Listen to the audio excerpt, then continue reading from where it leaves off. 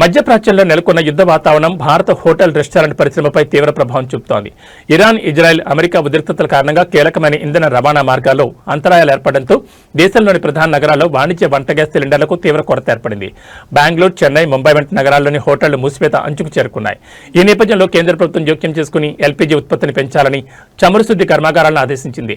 Gas సరఫరా నిలిచిపోవడంతో ఇవాళ నుంచి నగర వ్యాప్తంగా హోటళ్లు, రెస్టారెంట్లు మూతపడే అవకాశం ఉందని బెంగళూరు హోటల్స్ అసోసియేషన్ సోమవారం ప్రకటించింది. హోటల్ పరిశ్రమ అత్యవసర సేవల కిందకు వస్తుంది. రోజువారీ భోజనం కోసం హోటల్పై ఆధారపడే సామాన్యులు, విద్యార్థులు, వైద్య నిపుణులు తీవ్ర ఇబ్బందులు ఎదుర్కొంటున్నారని ఆ సంఘం ఆందోళన వ్యక్తం చేసింది. 70 రోజుల పాటు నిరంతరాయంగా గ్యాస్ సరఫరా చేస్తామని చమురు కంపెనీలు హామీ ఇచ్చి ఇప్పుడు ఉన్నట్టుండి నిలిపివేయడం పరిశ్రమకు పెద్ద దెబ్బని పెరిగింది. అయితే చివరి బొట్టు గ్యాస్ ఉన్నంత వరకు ప్రజలకు సేవ చేస్తూనే ఉంటామని అసోసియేషన్ అధ్యక్షుడు పీసీ రావు స్పష్టం చేశారు. చెన్నైలో పరిస్థితి మరింత క్లిష్టంగా మారింది. ఆసుపత్రులు, ఐటీ పార్కులు, హాస్టళ్లు, ప్రయాణికులకు 24 గంటల ఆహారం అందించే పరిశ్రమకు గ్యాస్ సరఫరా నిలిచిపోతే తీవ్ర పరిణామాలుంటాయని చెన్నై హోటల్స్ అసోసియేషన్ అధ్యక్షుడు ఎం రవి ప్రధాని మోడీకి లేఖ రాశారు. ముంబైలో ఇప్పటికే దాదాపు 20% హోటళ్లు, రెస్టారెంట్లు కార్యకలాపాలు నిలిపివేశాయి. దాదర్, అంధేరి, మాతుంగా వంటి ప్రాంతాల్లోని ప్రముఖ రెస్టారెంట్లు తమ మెనూలను కుదించాయి. రవ దోశ, దాల్ మఖనీ వంటి ఎక్కువ సమయం ఉడికించాల్సిన వంటకాలు నిలిపివేస్తున్నాయి.